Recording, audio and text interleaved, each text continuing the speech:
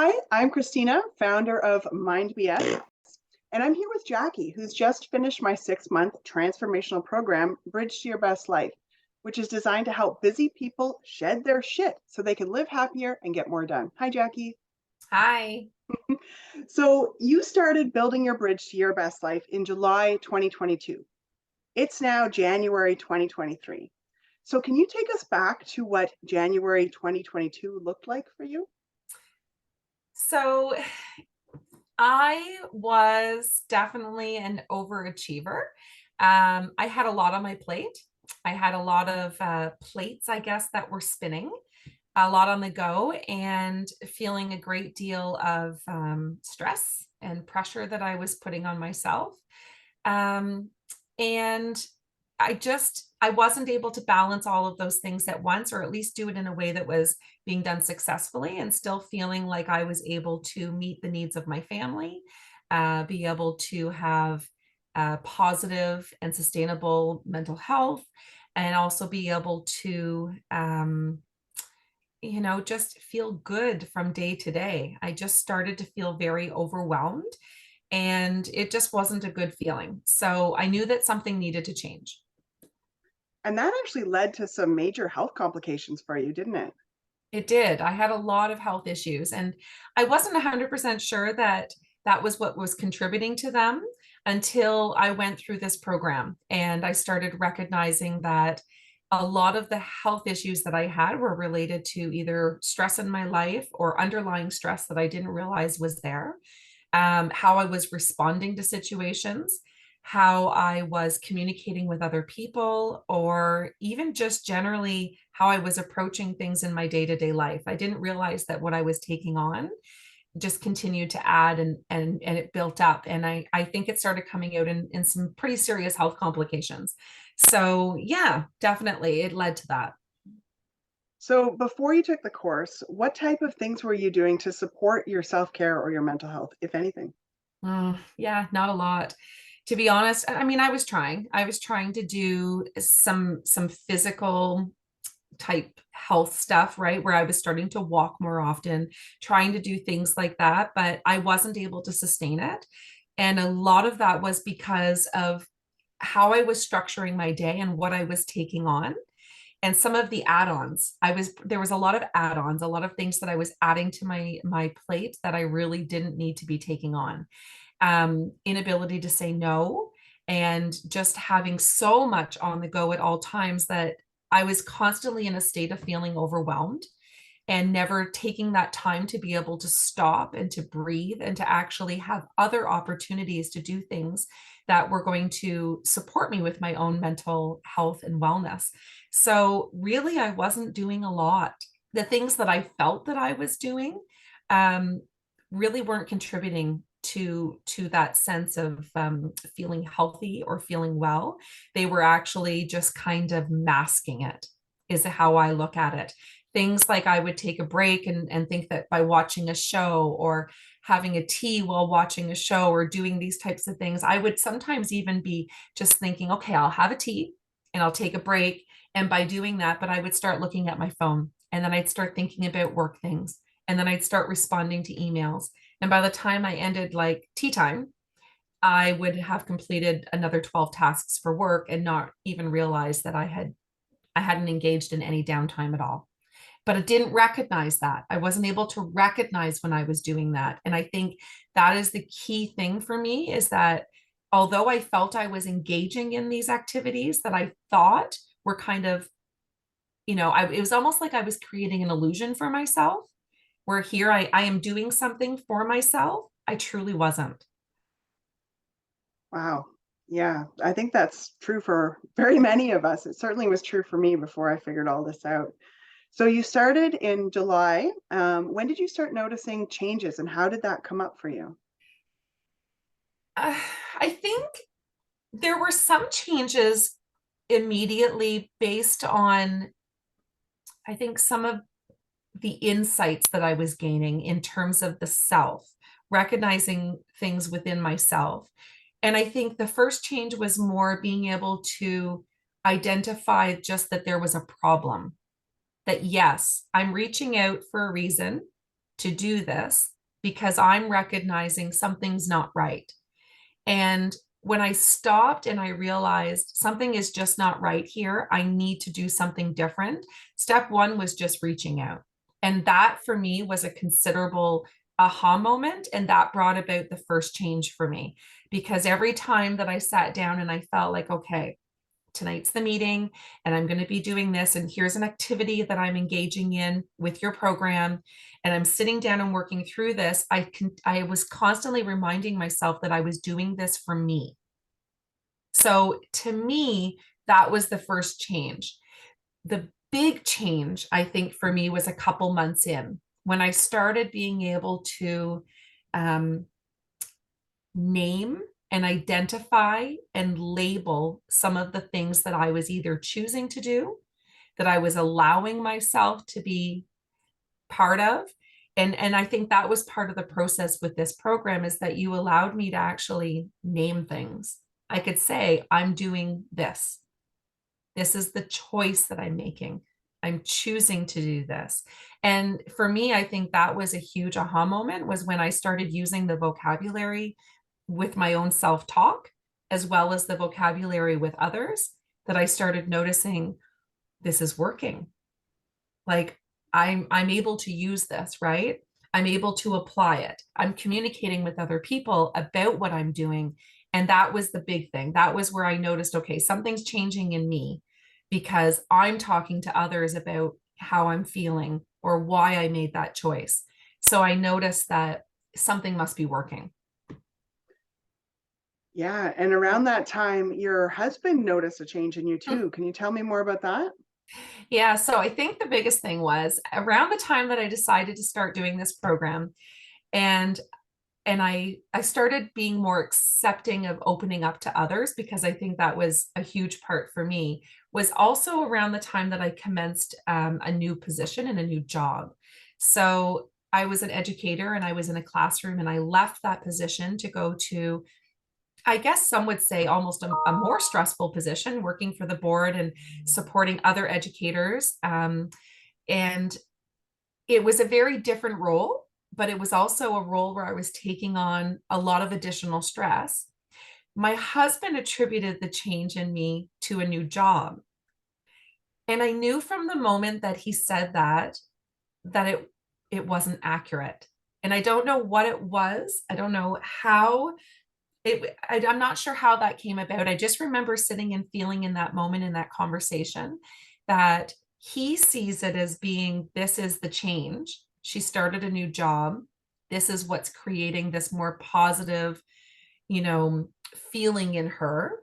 And how I was presenting myself, spending time with my family, talking to my family, engaging in more positive conversations, taking time for myself, doing things that were for me, just an overall feeling of joy.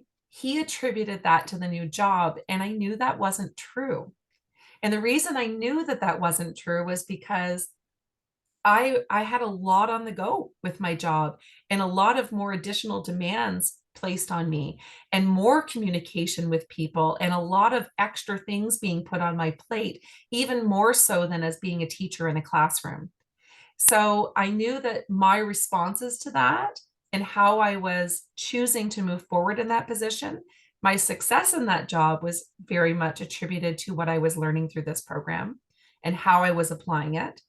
But it was also, it wasn't just the job. It was this. It was what I did with you. It was what I did with our group. It was the conversations I was having. It was the learning that was taking place. And it was the self-awareness that was leading me, I guess, to a place that was greater fulfillment and more joy. Wow. And it's so interesting that you should say that, because we are often so hesitant to do anything for ourselves, to spend the time, to spend the money, to dedicate our evenings to doing things that are just for ourselves. So when you started doing that, did you find any unexpected results come out of that? It was empowering. Honestly, I think that's the word that I would put to the entire process.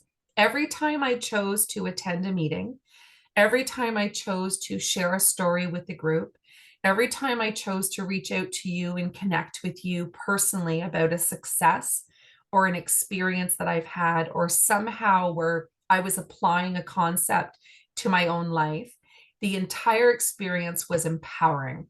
That is the word that I would put to it. It was, it just, there was such a sense of fulfillment in being able to make choices that I knew were going to allow me to start to build a better me. What do you think is the biggest success in your life after having built a better you? It's being in control. I feel in control of my life. I feel very much like I'm in control of the choices that I'm making, in control of the decisions I'm making, both in my family life as well as in my job. I feel that I can say no. I was never able to say no, ever. And that for me, that is just me being truly honest. I could not say no. Even if it meant that I said no, I would find a way still to somehow fulfill what was asked of me, even if I did it differently. And I would almost trick myself into believing that I had said no, but I really hadn't. So I'm able to actually define boundaries for myself now. I'm setting boundaries for myself. I'm able to structure my day and my time effectively so I am able to meet those demands. I'm able to, um, build in time for work, but I'm also able to start spending time with my family. For me, I think that has been the most considerable change. I am feeling like I have time. I wish I had done this sooner, because now that my boys are getting a little bit older, I feel like had I done this program earlier, had I worked through this experience and allowed myself to be open to experiencing this type of, self-empowerment, I feel like there's things I would not have missed out on with my boys when they were younger. And to me, that has been the biggest aha moment. Do I feel a little bit of guilt about that? Yes, I do. But at the same time, I'm now looking ahead and I'm looking at what I can choose now to do with my boys to make meaningful experiences with them, that I'm connecting on a different level. I'm having better relationships, better conversations with my boys, more meaningful conversations with my husband. It's just different. It's a very empowering, fulfilling experience. I feel better about life in general. There are still stresses. There are still things that are happening that are stressful. There are still times that I need to sit back and I need to really remind myself, okay, these are the choices that I have right now. I need to make the decision that's going to be best for me, or best for my family, or best for my work team. I have to really think that process through, but it's becoming easier and easier.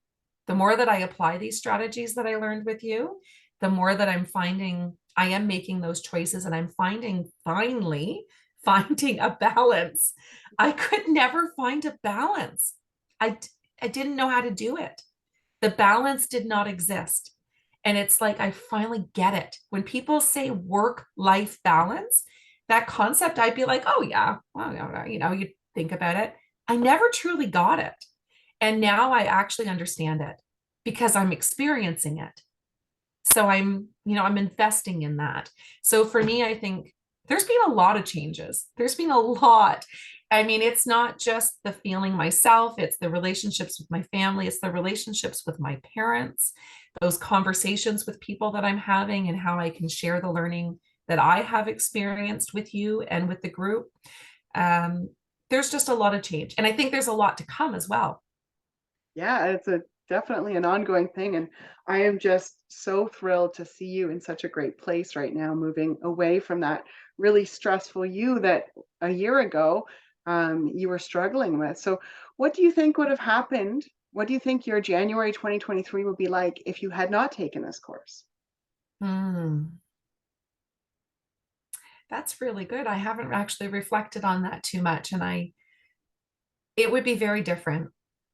It most certainly would be. I think back to how I used to feel, the physical reactions that I would have, that feeling of anxiety, that churning in my stomach all the time, the heart palpitations, the physical stuff that I was experiencing that was sometimes a result of my health issues, but that were also as a result of what I was putting myself through, the stress and how I was coping and not coping, I guess.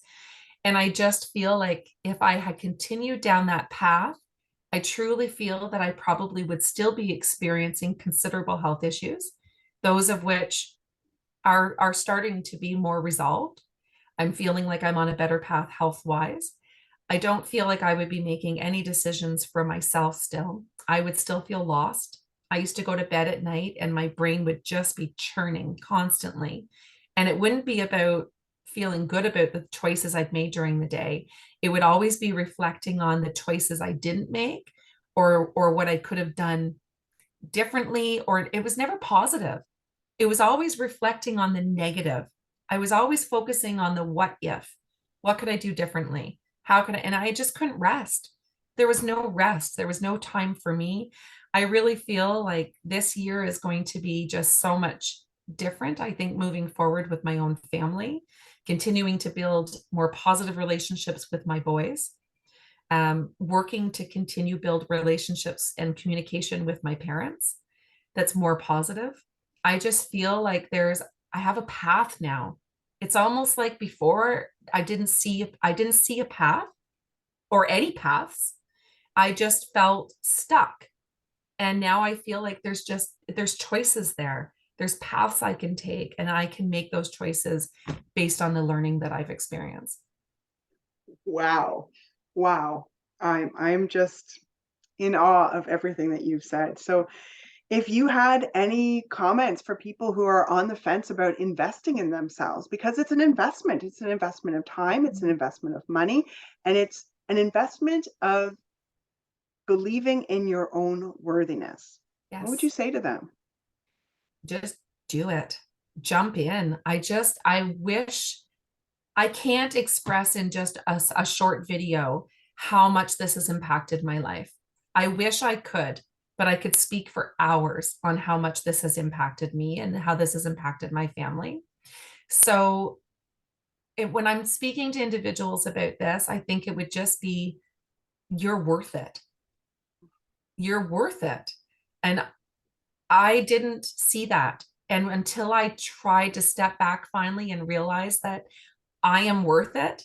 I am worth the time. I'm worth investing that. You have to just sit back and realize at some point you are worth it and you have to jump in full steam ahead. You have to be truly invested in order to create change. You have to go into this with an open mind and an open heart and truly put the work in, because when you put the work in, you will see the change. Amazing. So, Jackie, thank you so much for sharing your experience with me today. And I'm looking forward to seeing what 2023 brings to you. Me too. It's exciting. Thank you. You too can ditch overwhelm, transform your life, and find happiness. Start building the bridge to your best life today. Learn more at heartliftingsolutions.com/bestlife.